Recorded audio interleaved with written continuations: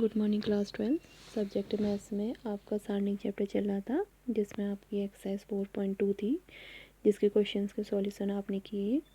उसमें से कुछ क्वेश्चंस आपके द्वारा पूछे गए हैं, उनके सॉल्यूशंस मैं आपको बता रही हूँ। यहाँ पर प्रॉब्लम होगी तो फिर से आप मेरे से पूछ सकते हैं। तो इसमें जैसे 13th क्वेश्चन था, तो आपको सारणी का मान 1 + a² + b² का होल क्यूब लेके आना है। तो जब भी सारणी को प्रूफ करने वाले क्वेश्चन आएंगे तो आप सबसे पहले RHS में देखना आपने लाना क्या है, 1 + a² + b² लेके आना है। तो हम कोशिश करेंगे कि सारणी के अंदर के अवयवों को 1 + a² + b² के फॉर्म में बनाने की। अब कैसे आ सकता है, अगर हम फर्स्ट एलिमेंट R1 में फर्स्ट एलिमेंट देखते हैं, -2b² है, बट हमको +2b² लाना है, तो इसके +b² लेके आना है। तो हम इसके बगल में 2b² अगर कहीं से ऐड कर दें तो हमारा 1 + a² + b² बन जाए। कैसे बनेगा, अगर हम R1 को में आपको क्या जोड़ना है, 2 + 2b², तो R3 को b से इंटू करके जोड़ दीजिए, यानी R1 चेंज हो गया R1 + b R3 से। ऐसी सेकेंड R2 में अगर हम देखते हैं, आपका 1 - a² + b² है। अगर हम इसके बगल में +2a² ले आते हैं तो हमारा 1 + a² + b² बनेगा।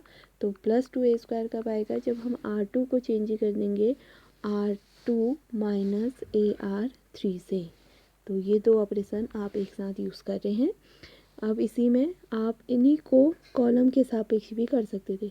यहाँ -2b, यहाँ -b² है, तो +2b² लाने के लिए हम क्या कर सकते थे, C1 को चेंज C1 - b C3 से। तो कॉलम से करें रो से करें, आप पे डिपेंड करता है। तो मैंने ये दो ऑपरेशन यूज़ किए, जिससे हमें सारणी का मान यहाँ पर मिल गया 1 + a² + b², 0 - ab - ba² - b3, 0 1 + a² + b² a³ + ab², ऐसे 2b - 2a 1 - a² - b²। क्योंकि अगर हम यहाँ पर देखें तो हमारा -b कॉमन आ रहा है और इसके नीचे वाले से a कॉमन आ रहा है, तो मैंने दोनों से -a और a का ले लिया कॉमन, जिससे हमारे पास सारणी की मिली। अब इस सारणी के अंदर अगर हम देखते हैं, सारणी के R1 और R2 में प्रत्येक अवयव में 1 + a² + b² आ रहा है। अब आप कहेंगे यहाँ पर तो 0 है, 0 को हम 0 × 1 + a² + b² भी लिख सकते हैं। तो इसका मतलब R1 और R2 के प्रत्येक अवयव में 1 + a² + b² अवयव आया है। तो हम R1 और R2 दोनों से 1 + a² + b² क्या ले सकते हैं, उभयनिष्ठ यानी कॉमन। तो दोनों रो से लिया है तो क्या बनेगा, 1 + a² + b² का होल स्क्वायर। नेक्स्ट, अब क्या कर सकते हैं, जब कॉमन लिया तो हमें सारणी की मिली, लेकिन इस सारणी का हम प्रसरण भी कर सकते हैं। अब लेकिन मैंने आपको कहा था कि सारणी का प्रसरण करने से पहले जितने जीरो आप उस सारणी के अंदर बना सकते हो अवयवों को, उतने जीरो आप अवयव बना लीजिए, इससे ईजी होता है सॉल्व। तो इसलिए मैंने यहाँ पर a - a लाने के लिए C3 को चेंज कर दिया C3 - a C2 से, और -b को +b लाने के लिए C3 को दोबारा चेंज किया C3 + b C1 से।